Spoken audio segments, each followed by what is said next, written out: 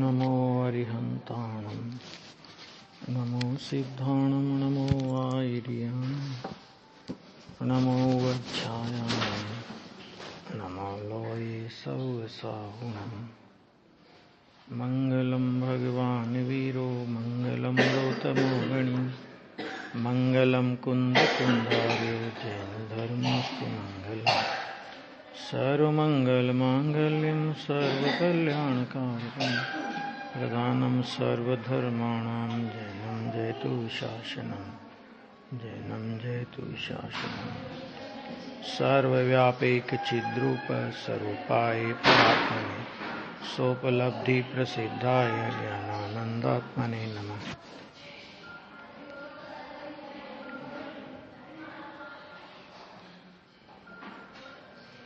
गाथा नंबर 98 चल रही थी, इसमें ये आ गया था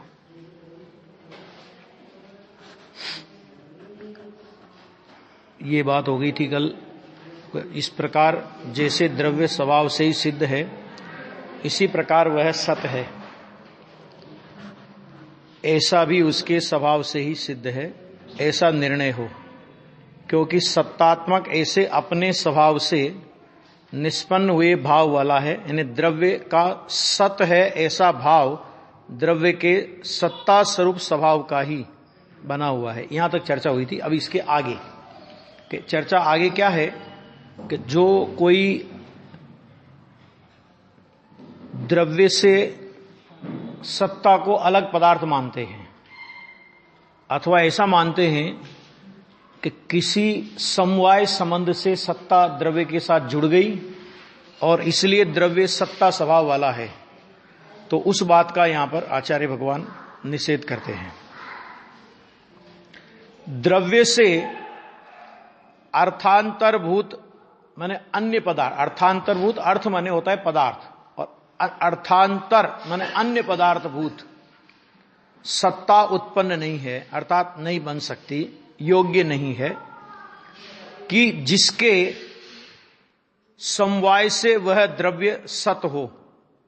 मैंने ऐसा नहीं हो सकता कि भाई जो जो जो ये कहते हैं ना द्रव्य से अर्थांतरभूत सत्ता हो और उसके समवाय के कारण माने उससे जुड़कर के द्रव्य सत बन गया हो, कहते हैं ये बात बिल्कुल नहीं है। और इस बात को यहां पर स्पष्ट समझाते हैं, वो दृष्टांत के द्वारा बहुत अच्छे से समझाते हैं इसको। देखिए यहां तो प्रथम तो सत से सत्ता की युत सिद्धता से अर्थांतरत्व नहीं है। 3 शब्द आए, सत यानी द्रव्य, सत्ता यानी उसका अस्तित्व गुण, और युत सिद्धता माने जुड़ करके, है ना। ये देखो इसमें नीचे बहुत अच्छा लिया है, युत सिद्धता का अर्थ लिया है कि जुड़कर सिद्ध हुआ, यानी समवाय संयोग से सिद्ध हुआ। कैसे? तो उसका उदाहरण दिया कि जैसे लाठी और मनुष्य के भिन्न होने पर भी लाठी के योग से मनुष्य लाठी वाला होता है, ऐसे कोई सत्ता और द्रव्य भिन्न हो और सत्ता के योग से द्रव्य सत्ता वाला हो, ऐसा नहीं है, है ना। ये लाठी का दृष्टांत के जैसा द्रव्य और गुण में नहीं है, क्योंकि वो लाठी और मनुष्य तो स्पष्ट रूप से भिन्न भिन्न दिखाई देते हैं, उसमें तो बात ही नहीं करनी की उसकी, तो है ना। इसी प्रकार सत्ता और द्रव्य के अलग होने पर भी सत्ता के योग से द्रव्य सत्ता वाला यानी सत हुआ है, ऐसा नहीं है। लाठी और मनुष्य की भांति सत्ता और द्रव्य अलग दिखाई ही नहीं देते। लाठी और मनुष्य तो अलग अलग साफ दिखाई देते, वो लाठी घर पे छोड़ दे तो भी आदमी थोड़ी खत्म हो जाता है, और लाठी अकेली और आदमी नहीं हो तो लाठी वाला कौन कहेगा उसे। तो वो तो दोनों स्पष्ट भिन्न भिन्न दिखाई देते कि ऐसे द्रव्य और गुण यानी सत्ता और द्रव्य, यानी सत को कहेंगे द्रव्य और सत्ता माने उसका गुण अस्तित्व, तो वो भिन्न भिन्न दिखाई नहीं देते। तो इस प्रकार लाठी और लाठी वाले की भांति सत्ता और सत के संबंध से युत सिद्धता नहीं है। माने ऐसे वो जुड़े हों कि सत्ता अलग है, लाठी अलग है, लेकिन वो सत द्रव्य अलग है, फिर दोनों में युत सिद्धता माने दोनों जुड़ गए और इसलिए वो द्रव्य सत हो गया, ऐसा नहीं है। ये लाठी के दृष्टांत का जो सिद्धांत है वो इसमें घटित नहीं होता। इसका मतलब ये कि प्रथम तो सत से सत्ता की युत सिद्धता से अर्थांतरत्व तो नहीं है ना। अब देखो, क्योंकि दंड और दंडी की भांति उनके संबंध में युत सिद्धता दिखाई नहीं देती। दंड और दंडी माने डंडे वाला पुरुष, है ना, ऐसा उनमें दिखाई नहीं देता है ना। एक दूसरा, अयुत सिद्धता से भी वह अर्थांतरत्व तो नहीं बन सकता है। अयुत सिद्धता माने जुड़ करके नहीं हुए, ऐसा कोई संबंध बना करके भी वो नहीं बनता। क्यों कि इसमें यह है, अर्थात द्रव्य में सत्ता है ऐसी प्रतीति होती है, इसलिए वह बन सकता है ऐसा कहा जाए। कोई कहे कि नहीं बन सकता है, कैसे नहीं बन सकता, भले ठीक है जुड़ करके नहीं हुआ, लेकिन द्रव्य में सत्ता है। तो द्रव्य में सत्ता है तो द्रव्य अलग हो गया और सत्ता अलग हो गई। इस तरह दोनों की अलग अलग पदार्थपना बन सकता है यदि ऐसा कोई कहे, है ना। तो उससे आचार्य कहते हैं कि पूछते हैं कि इसमें यह है ऐसी प्रतीति किसके आश्रय माने कारण से होती है, तुम ये बताओ पहले। न्याय है पूरा कि इसमें यह है, मैंने इसमें यह है ऐसी प्रतीति, ये तुम्हें किसके आश्रय से हुई। मैंने द्रव्य में सत्ता है या सत्ता में द्रव्य है, ऐसी प्रतीति तुम्हें किसके आश्रय से हुई। कि यदि ऐसा कहा जाए कि भेद के आश्रय से, कि यह हमें भेद के आश्रय से हुई, अर्थात द्रव्य और सत्ता में भेद होने से होती है, तो फिर आचार्य ने दूसरा प्रश्न खड़ा किया कि वह कौन सा भेद है। वो प्रादेशिक भेद है या अतद्भाविक। प्रादेशिक माने प्रदेश भेद है या अतद्भाविक माने अतद्भाव, माने यह वह नहीं है। अतद्भाव का मतलब क्या होता है, अ माने नहीं, तद माने वह, माने यह वह नहीं है। माने द्रव्य है वो गुण नहीं है, गुण है वो द्रव्य नहीं है। कि ऐसा अतद्भाविक भेद तो जिनागम स्वीकार करेगा, क्योंकि अगर द्रव्य है वो गुण हो जाए और गुण है वो द्रव्य हो जाए तो द्रव्य का भी नाश हो जाएगा और गुण का भी नाश हो जाएगा। तो अतद्भाविक भेद तो है उनमें कि द्रव्य जो है वो द्रव्य है, गुण है वो गुण है, लेकिन उनमें कौन सा भेद नहीं है, तो उनमें प्रदेश भेद नहीं है।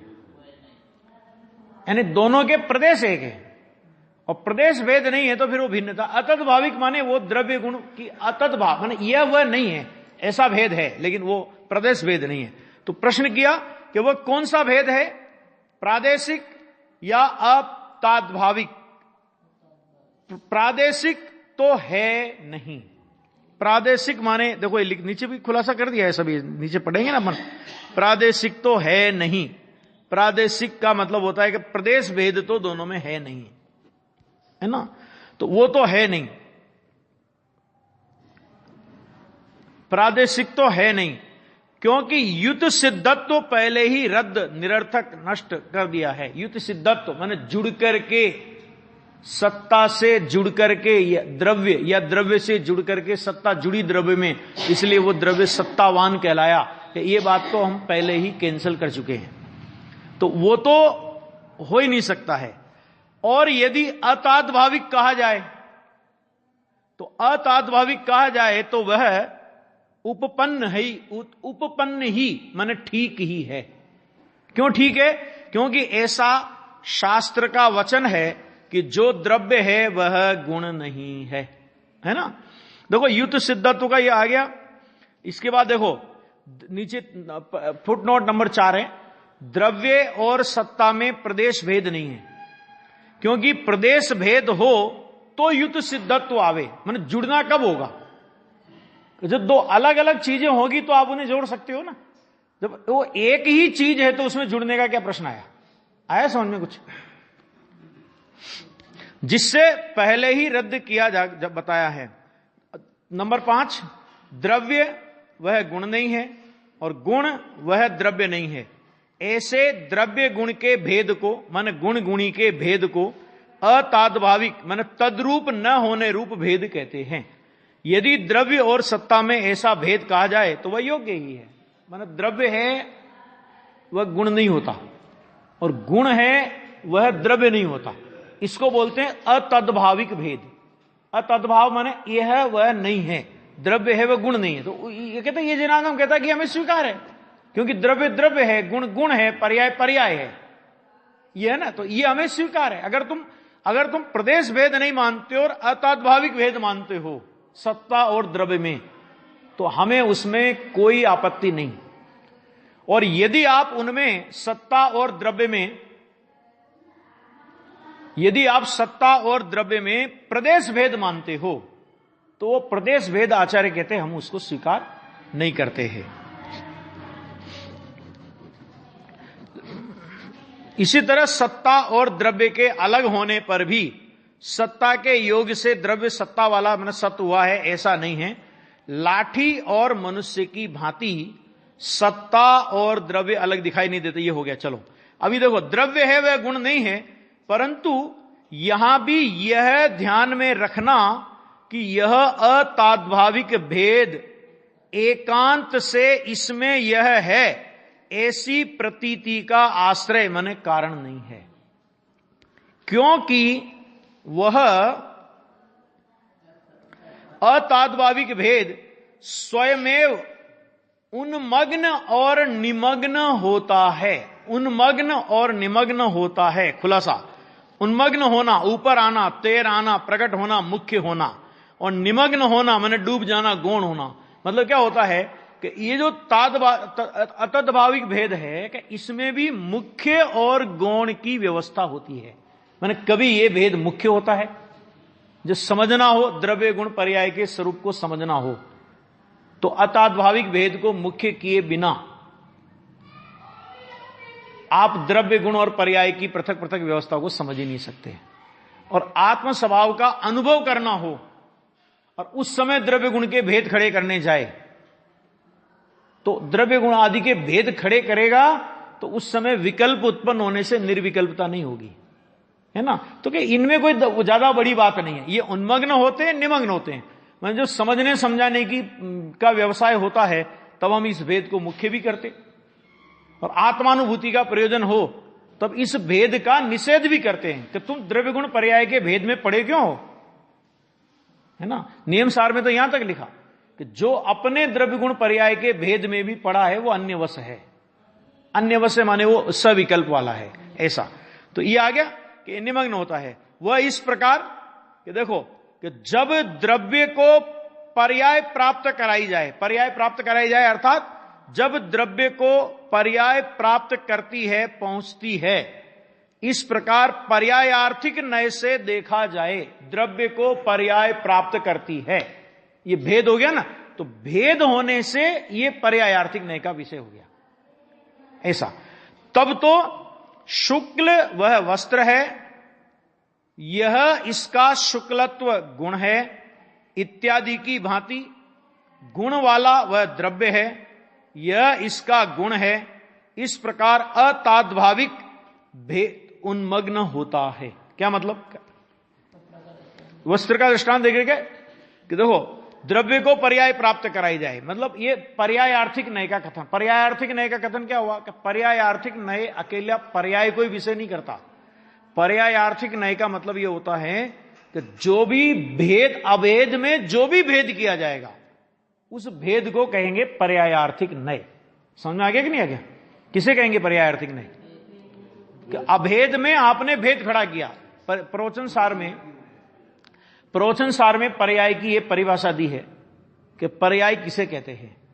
तो अपन लोग तो खाली उत्पाद व्यय वाली पर्याय को पर्याय मानते हैं, समझते हैं, उतना ही समझते हैं। नियम सार में एक बहुत बढ़िया, बहुत व्यापक परिभाषा दी पर्याय की। वो पर्याय की व्यापक परिभाषा क्या दी कि परिसमन्ताति भेद मिति गच्छति पर्याय, कि जो सब ओर से भेद को प्राप्त करे उसका नाम पर्याय। अब सब ओर से भेद को प्राप्त करे माने कि अगर हमने देखो कि गुणों की अनंत गुणों का अभेदपना, ये द्रव्यार्थिक न्याय का विषय हो जाता है। और एक एक गुण का भेद करना, तो एक एक गुण के भेद करने को बोलते हैं पर्याय अथवा पर्यायार्थिक न्याय का विषय।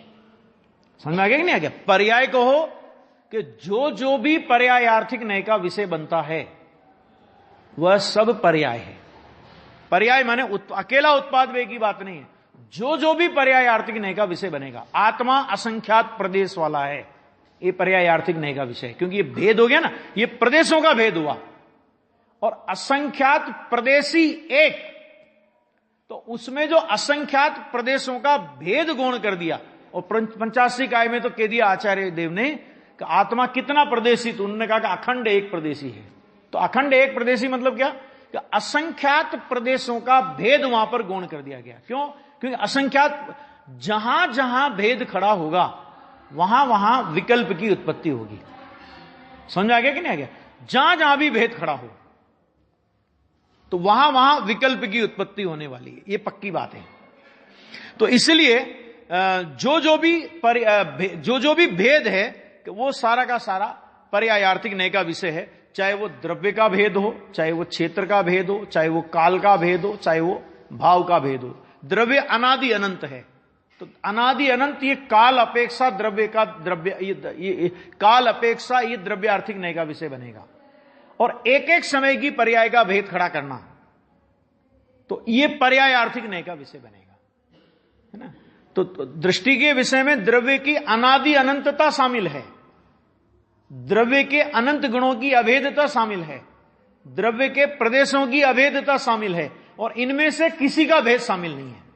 चाहे वो एक एक समय की पर्याय हो, चाहे वो गुणों का भेद हो, चाहे वो पर्याय का प्रदेशों का भेद हो, और चाहे वो द्रव्य गुण पर्याय वाला है, ऐसा द्रव्य का इस तरह से कोई भी भेद खड़ा किया जाए तो वो कोई भी भेद दृष्टि के विषय में शामिल नहीं होता।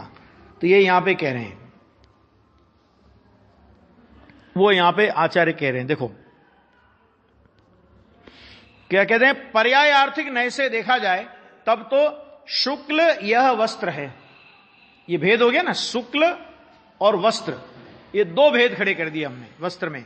अथवा दूसरा, यह इसका शुक्लत्व गुण है। किसका? ये वस्त्र का शुक्लत्व गुण है।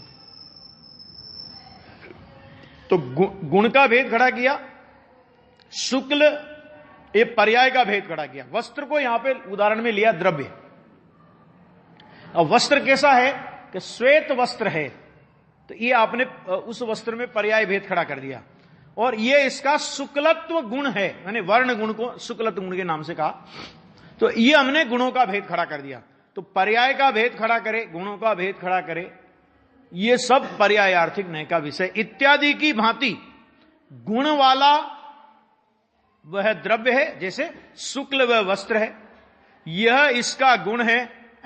इस प्रकार अतादभाविक भेद उन्मग्न होता है, मतलब प्रकट होता है, वो भेद दिखाई देता है। परंतु जब द्रव्य को द्रव्य प्राप्त कराया जाए, अर्थात द्रव्य में कोई भेद खड़ा नहीं किया जाए। द्रव्य को द्रव्य प्राप्त कराने का मतलब क्या? कि द्रव्य को द्रव्य प्राप्त करता है, पहुंचता है। इस प्रकार द्रव्यार्थिक न्याय से देखा जाए, माने कोई भेद नहीं करके देखा जाए, तो तब जिसके समस्त गुण वासना के उनमें अस्त हो गए हैं। क्या कहा? जिसके समस्त गुण वासना माने गुण भेद, गुण वासना का देखो नीचे बहुत अच्छा खुलासा किया। द्रव्य में अनेक गुण होने के अभिप्राय की प्रकटता, गुण भेद होने रूप मनोवृत्ति के माने अभिप्राय के अंकुर, इसको बोलते हैं गुण भेद की वासना, है ना। तो वो यहां पे कह रहे हैं कि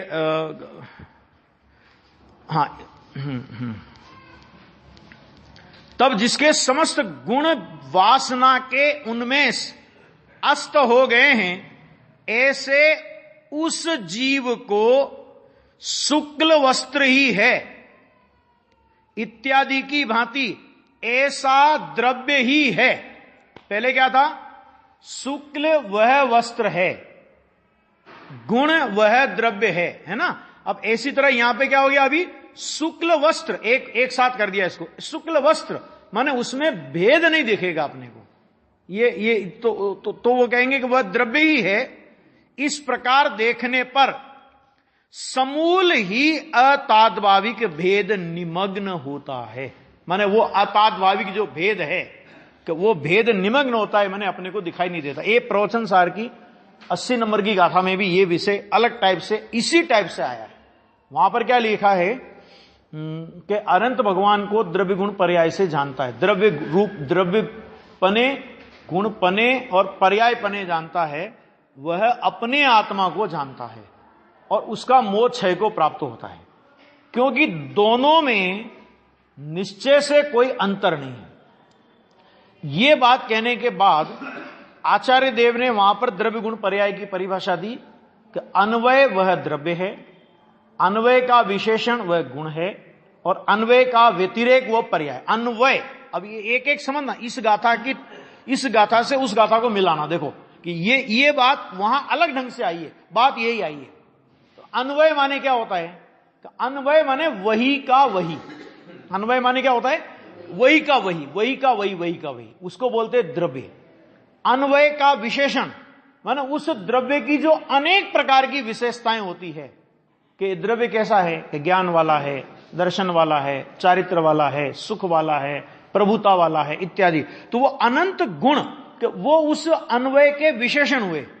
और अन्वय के व्यतिरेक, तो व्यतिरेक क्या, व्यतिरेक का मतलब क्या कि एक समय की काल मर्यादा वाला परस्पर अप्रवत अन्वय के व्यतिरेक वो पर्याय कहलाती है।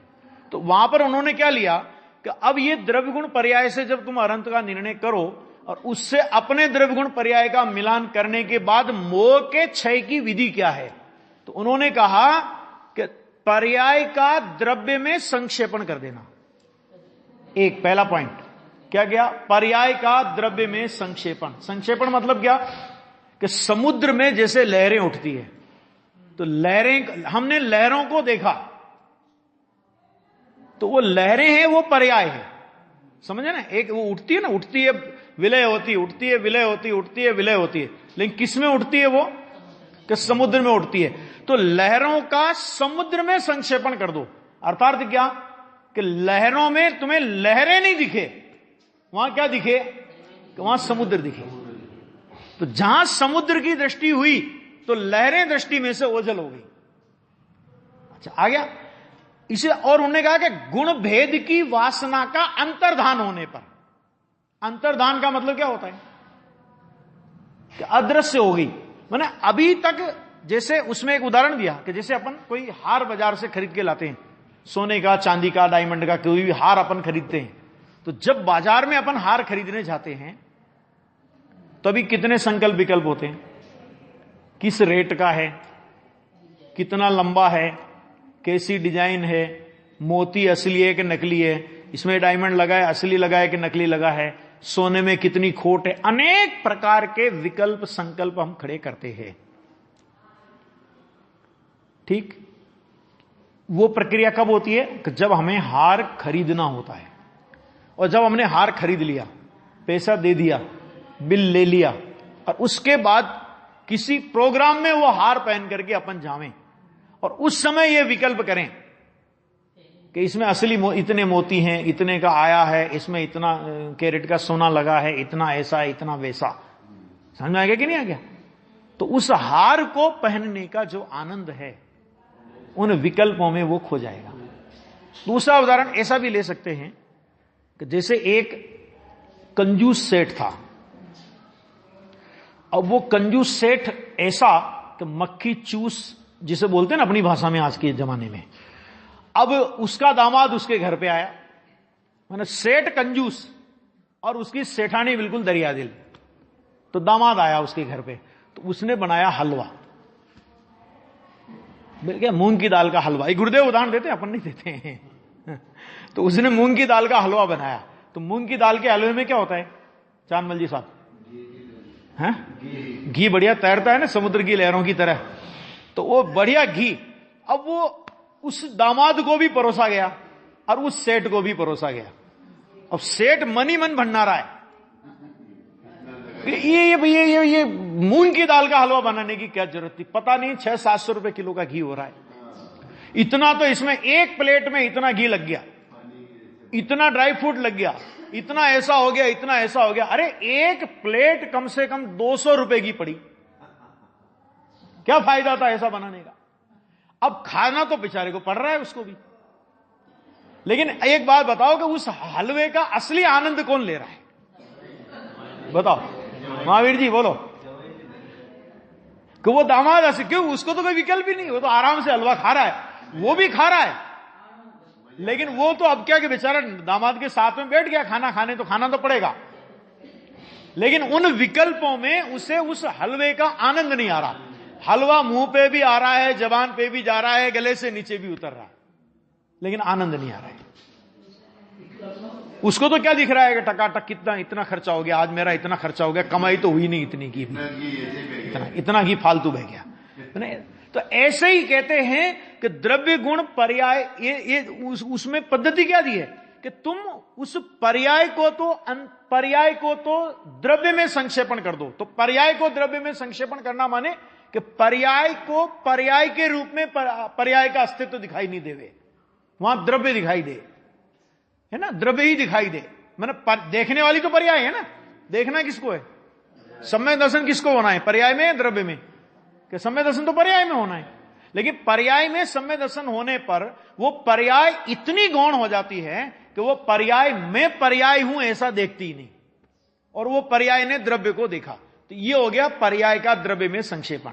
अब गुण भेद की वासना का विकल्प रहे, अगर आत्मा में अनंत गुण है, ज्ञान भी है, दर्शन भी है, चारित्र भी है, ये भी है, वो भी है, ऐसा भी है, वैसा भी है, उसके लिए प्रवचन सार में ठंडाई का उदाहरण दिया कि ठंडाई में अनेक चीजें होती नहीं होती।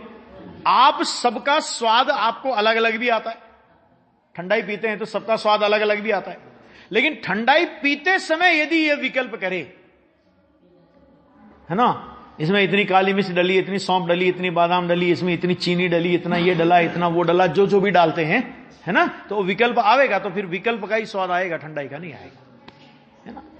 तो इसी तरह गुण भेद की वासना का अंतर्धान माने गुणों का भेद दृष्टिगोचर नहीं होवे, क्योंकि गुणों का भेद दृष्टिगोचर होगा तो रागी जीव को गुणों का भेद दृष्टिगोचर होने पर सिर्फ और सिर्फ विकल्प की उत्पत्ति होगी।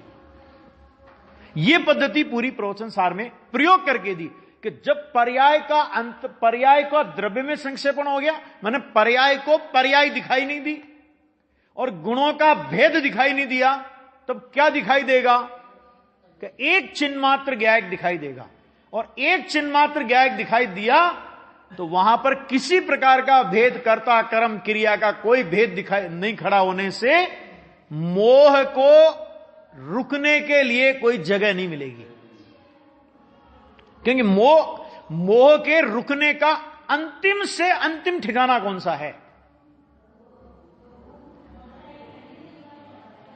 कहां रुकेगा, लास्ट मोह कहां रुकेगा कि वो द्रव्य गुण पर्याय के भेद में पड़े रहो तो रुकेगा।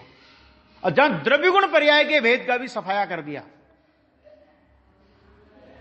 मोह निराश्रित हो गया तो उसने अपना बोरिया बिस्तर बांधा कि चलो अब यहां अपनी दाल गलने वाली नहीं है, बस खत्म हो गया। ये वहां पे मोह की प्रक्रिया, वो पद्धति वही है, यहां मोह की प्रक्रिया अभाव की प्रक्रिया नहीं है, लेकिन द्रव्य गुण पर्याय की व्यवस्था की जो प्रक्रिया है कि तुम कौन सा भेद देख रहे हो ये बता दो पहले हमें। प्रदेश भेद देख रहे हो तो वो नहीं है, द्रव्य गुण पर्याय में प्रदेश भेद नहीं है, अलग यहां द्रव्य गुण की चर्चा चल रही है, यहां पर्याय की चर्चा नहीं है, लेकिन द्रव्य गुण में प्रदेश भेद नहीं है। और अतद भाव अगर तुम भेद कहते हो तो अतद भाव भेद हमें स्वीकार है, लेकिन अतद भाव का एकांत नहीं है ऐसा। तो देखो यहां पे कहा शुक्लत्व वस्त्री ही है इत्यादि की भांति यह द्रव्य ही है, इस प्रकार देखने पर समूल ही अतद्भाविक भेद निमग्न होता है। मैंने गुण और द्रव्य का भेद भी वहां पर अभी नहीं रहता है। जब गुण और द्रव्य का भेद भी नहीं रहे तो मोह कहां से रहे ये बताओ, क्योंकि मोह के रुकने का ठिकाना ही वो है, या तो परद्रव्य के आश्रित मोह होता है ना, या अपने में आवे तो द्रव्य गुण पर्याय के भेद में जहां तक जीव फंसा रहेगा, भेद में भी जीव फंसा रहेगा। अरे और तो और समय सार में जैसा लिखा कि तू शुद्ध नय के पक्ष तक भी आया, अशुद्ध नय का पक्ष भी तूने छोड़ दिया, मैं रागी द्वेषी ये सब भी छोड़ दिया, और शुद्ध नय के पक्ष तक भी तू आ गया। मैं एक अखंड चिदानंद ज्ञान मूर्ति, आनंद मूर्ति, ऐसा आनंद का भंडार, अनंत गुणों का गोदाम, अनंत गुणों का संग्रहालय, कि तू ऐसे अपने में शुद्ध नय के विषय में भी तूने शुद्ध नय के पक्ष तक भी तू आया। तो अमृतचंद्र आचार्य कहते हैं उससे क्या, उससे क्या हो गया तुम, कि जो अशुद्ध नय के पक्ष में खड़ा है उसको भी आत्मानुभूति नहीं है, और तू शुद्ध नय के पक्ष तक आकर के वहां अटक गया है। मैं तो आत्मा का ही विचार करता हूं। तो ये किसने कहा कि विचार में अनुभव है? अनुभव में कोई विचार नहीं होता, और विचार में यानी विकल्प नहीं होता, और विकल्प में कोई अनुभव नहीं होता। जहां अनुभव है वहां विकल्प नहीं है, और जहां विकल्प है वहां अनुभव नहीं है। तो वो कहते हैं तू शुद्ध नय के पक्ष तक आया तो तूने कौन सा तीर मार लिया? वो कहते हैं उससे क्या, इतना कहकर के प्रश्न मार्क डाल दिया उसमें, है ना। अरे उस शुद्ध नय के पक्ष को भी तोड़कर शुद्ध नय जिसे विषय करता है, उस शुद्ध नय की विषयभूत वस्तु को जब पकड़ेगा, यही मैं हूं, इस प्रकार स्वसन्मुख होकर के उसकी प्रतीति वेदन पूर्वक प्रतीति करेगा, तब सम्यक दर्शन होगा। ऐसा नहीं है साधारण सम्यक दर्शन, ऐसे तो साधारण है, लेकिन ऐसे साधारण नहीं कि ऐसे ही हो जाए, है ना। कहां कहां तक जीव अटक जाता है, और कहां कहां से अटक करके वापस मिथ्यात्व में। देखो पहले सम्यक तो नहीं हुआ, शुद्ध नय के पक्ष तक भी कोई जीव आया और सम्यक तो नहीं हुआ, तो क्या होगा कि कुछ नहीं होगा। थोड़े काल तक तो वो शुद्ध नय के पक्ष चलता रहेगा, थोड़ा लंबा काल हो गया तो वापस स्थूल मिथ्यात्व में आ जाएगा, और लंबा काल हो गया तो गृहीत मिथ्यात्व में भी चला जाएगा। इसलिए पंडित जी ने लिखा ना, मिथ्यात्व बेरी का अंश भी बुरा है। सारे जंगल में आग लगी थी, हमने सारे जंगल की आग को बुझा दिया, केवल एक चिंगारी छोड़ दी, तो क्या हुआ? कि कुछ नहीं, सारा बुझा के आए, एक छोटी सी चिंगारी थी, कि तुम्हें पता नहीं है वो छोटी सी चिंगारी फिर से जंगल की आग बनेगी। थोड़ा सा भी मिथ्यात्व रहा, थोड़े काल बाद और स्थूल हो जाएगा, और उसके बाद वो गृहीत में चला जाएगा जी। इसलिए मिथ्यात्व बेरी का तो अंश भी बुरा है, वो रखने लायक नहीं है। वो यहां पे कह रहे हैं कि ऐसी होती हुई निमग्न होती है, और उसके निमग्न होने पर, माना जो अतात भाविक भेद है ना, कि उसके निमग्न होने पर अयुत सिद्धत्व जनित अर्थांतरपना निमग्न होता है, इसलिए समस्त ही एक द्रव्य ही होकर रहता है। अभी क्या दिखाई देगा फिर वहां पे, कि जब सारे भेद निमग्न हो गए, तो सारे भेद निमग्न होने पर दिखाई क्या देगा, ये तो बताओ कि क्या दिखेगा? तो कहते एक द्रव्य दिखेगा, बस द्रव्य है, उस द्रव्य में सब है, लेकिन सब होने पर भी सबका भेद नहीं है। मेडिकल स्टोर कि दवा लानी है, कि कहां जाना, कि मेडिकल स्टोर पे जाना, तो मेडिकल स्टोर पर गए। अब मेडिकल स्टोर में जितनी दवाइयां हैं उनकी लिस्टें गिनने लगे खाली, ये दवा भी है, ये भी है, ये भी है, ये भी है, ये भी है, ये भी है। अच्छा भाई साहब बताओ कौन कौन सी दवा आपके पास है ना। तो उसका पहला प्रश्न क्या होगा, मुझे बताओ आपको कौन सी चाहिए? मेरे पास तो सब है, जहर भी है, खाना हो तो होता है ना, जहर की दवा नहीं होती, होती है, जहर की दवा भी दी जाती है, वो भी है मेरे पास, वो भी चाहिए तो वो भी है, तुम्हें कौन सी चाहिए? नहीं आप तो पहले मेरे को पूरी लिस्ट बताओ, फिर मैं उसमें से छांटूंगा। वो कहते भाई साहब आगरा का टिकट कटाओ, पागल खाने में भर्ती हो जाओ। क्या मतलब? क्या मेडिकल स्टोर कहते ही उसे हैं जिसमें दवाओं का भंडार हो। तुम अपना प्रयोजन की बात करो ना, तो आत्मा में अनंत गुण है, हाँ अनंत गुण है, लेकिन अनंत गुणों का भेद खड़े रहोगे करके रहोगे तो विकल्प के अलावा कुछ नहीं मिलेगा। एक द्रव्य को देखा तो द्रव्य को देखा तो साहब अनंत गुणों का क्या होगा, अनुभूति में देख लेना ना अनंत गुणों का क्या होगा। अनंत गुणों का एक रस स्वाद अनुभव में आता है। अनंत गुण कहीं चले नहीं जाते, क्या जाता है, अनंत गुणों के भेद का विकल्प जाता है। और जहां अनंत गुणों के भेद का विकल्प गया तो वहां निर्विकल्प अनुभव हो जाता है। यह है।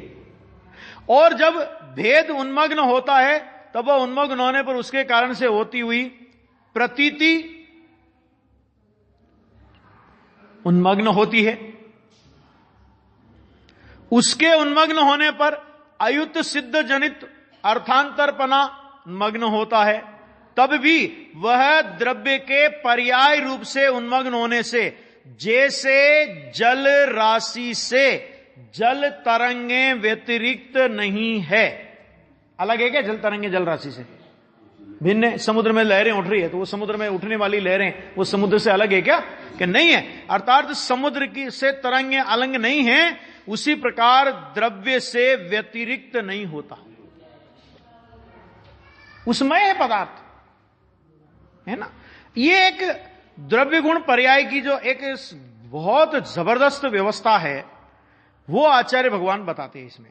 तो ऐसा होने से यह निश्चित हुआ कि द्रव्य स्वयमेव सत है, माने उसे किसी ने सत बनाया नहीं है। क्योंकि जिसको कोई बनावे वो सत नहीं है। सत किसे कहते हैं? कि जो हो, जो है उसको कौन बनावे, और बनाया इसका मतलब वो नहीं था, ये हो गया। तो जो नहीं है उसको कौन बना सकता है, ऐसा।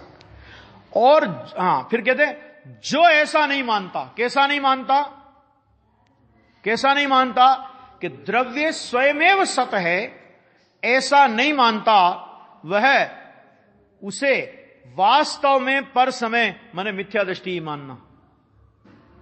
अब आचार्य के पास और कोई डंडा वंडा तो है नहीं, उनने ये कह दिया कि मिथ्या दृष्टि ही मानना। मिथ्या दृष्टि कहते ही इसमें क्या बात आ गई कि वह अनंत संसार के परिभ्रमण चक्र में भटकने वाला है, ऐसा तुम मान लेना। मिथ्या दृष्टि का मतलब यह होगा। आ गया समझ में? अब इतनी बात होने के बाद अब देखो ये जो 99 गाथा आ रही है बहुत गंभीर गाथा है ना। और 99, 100, 101 और 102 ये 4 गाथाएं बहुत गंभीर गाथाएं हैं। और ये अपेक्षा रखती है कि आप लोग भी प्रवचन सार ग्रंथ घर पे पढ़ के आवें और यहां पर भी सुने तो बिल्कुल चैतन्य होकर के सुने। तो ये विशेष एक एक समय के परिणाम में उत्पाद वे द्रव्य, द्रव्य में नहीं, क्या कहा, एक समय के परिणाम में उत्पाद वे द्रव्य की बात इस गाथा में करेंगे। यहां से गुरुदेव श्री ने क्रमबद्ध पर्याय निकाली है, जो उन्होंने निकाली ना कि क्रमबद्ध पर्याय। बाबूजी भी ऐसा बोलते थे, सर्वज्ञता को क्रमबद्ध पर्याय का साक्षी है ऐसा मानना। लेकिन बाबूजी का भी ऐसा बोलते थे, युगल जी साहब भी, कि क्रमबद्ध पर्याय की सिद्धि वस्तु व्यवस्था के आधार पर करो। वस्तु व्यवस्था की साक्षी के लिए सर्वज्ञ का उपयोग करे, कोई दिक्कत नहीं है। सर्वज्ञ तो जानते हैं ना, वस्तु व्यवस्था थोड़ी सर्वज्ञ ने बनाई है। अब एक एक समय का परिणाम उत्पाद वे द्रव्य, माने वही परिणाम उस समय उत्पन्न हुआ, स्व अवसर में उत्पन्न हुआ, इस अपेक्षा से उत्पाद पूर्व परिणाम की अपेक्षा से वही परिणाम पूर्व परिणाम के वे रूप। इसे विस्तार से खुलासा करूंगा इसका, है ना। और जो परिणाम अनादि अनंत जहां है वो वही है, न आगे होता है न पीछे होता है। अभी कर ले दुनिया, पूरी दुनिया लग जाए, पूरा सिद्धालय आकर के लग जाए एक परिणाम को हिलाने के लिए। इतनी अकंप श्रद्धा होनी चाहिए कि पूरा सिद्धालय भी अगर एक समय के परिणाम को भी हिलाने के लिए लग जाए तो पूरे सिद्धालय की ताकत नहीं है कि उसे एक समय के परिणाम को हिला दे। हालांकि उनको हिलाने का विकल्प नहीं होता, लेकिन अज्ञानी को विकल्प होता है ना। दांत हिलता हो उसको ठीक नहीं कर सकता हो, और परिणाम पूरी दुनिया के हिलाना चाहता है। समझ में कि नहीं है? तो वो कहकर के क्या कहना चाहते हैं कि एक एक समय का परिणाम इतना इतना इतना सुनिश्चित है कि तुम उसे एक समय को भी आगे पीछे नहीं कर सकते। क्यों? क्योंकि वो उसी समय का सत है, और उसके अलावा समय में, तो उसके अलावा समय में वो असत है। ये बात 99 नंबर की गाथा में आएगी। पहले गाथा पढ़ते हैं, अन्वयार्थ पढ़ते हैं, फिर बाकी चर्चा कल करेंगे। सदवदित सहावे दवम दवस जो ही परिणामो अथे सुसहावो ठिरी संभवनाश संबद्धो द्रव्यो स्वभाव विषय अवस्थित तेति सत सो द्रव्य छे उत्पाद द्रव्य विनाशयुत परिणाम द्रव्य स्वभाव छे। देखो ये आया ना, उत्पाद द्रव्य विनाश युत परिणाम द्रव्य स्वभाव है। ये द्रव्य का स्वभाव है ना। और इस तरह ये घटित करेंगे। इस गाथा पर गुरुदेव श्री का जो प्रवचन है पदार्थ विज्ञान नाम से है, एक अभी नेट पे डाला है सम्यक प्रभा नाम से है प्रवचन। सुधा के चौथे भाग में आप पढ़ सकते हैं। पढ़ने के लिए बहुत सामग्री है, ठीक है ना, और सुन भी सकते हैं। मैं तो बोलता हूं सुनने की आदत डालना चाहिए, समझ में आ गया ना, क्योंकि सुने बिना काम चलेगा नहीं, है ना। और ग्रंथ तो पढ़ करके आना ही चाहिए। जो गाथा चलनी है ना उसको पहले से घर से भी एक बार पढ़ के आना चाहिए। देखो खाली अन्वयार्थ पढ़ते आज अपन। स्वभाव में अवस्थित होने से द्रव्य सत है। द्रव्य किसमें अवस्थित होने से सत है? कि स्वभाव में अवस्थित होने से। अब वो स्वभाव क्या है कि द्रव्य का जो उत्पाद वे द्रव्य सहित परिणाम है वह पदार्थों का स्वभाव है। क्योंकि हर द्रव्य में पाया जाता है ना। अब यहां इतना होने के बाद अब इस विश्व में जो पदार्थ की व्यवस्था है, पदार्थ का जो विज्ञान है, उस पदार्थ के विज्ञान को अमृतचंद्राचार्य देव टीका में बहुत विस्तार के साथ खोलेंगे। और ये चार गाथा समझ लो कि इस ज्ञेय तत्व प्रज्ञापन अधिकार का हार्ट है। ये चार गाथा है। ये चार गाथा अगर समझ में आ गई तो पूरा जिन शासन समझ में आता है। और ये चार गाथाओं में गड़बड़ है तो जिन शासन का एक भी बोल समझ में नहीं आ सकता, है ना। ऐसी व्यवस्था है, वो चर्चा हम कल करेंगे।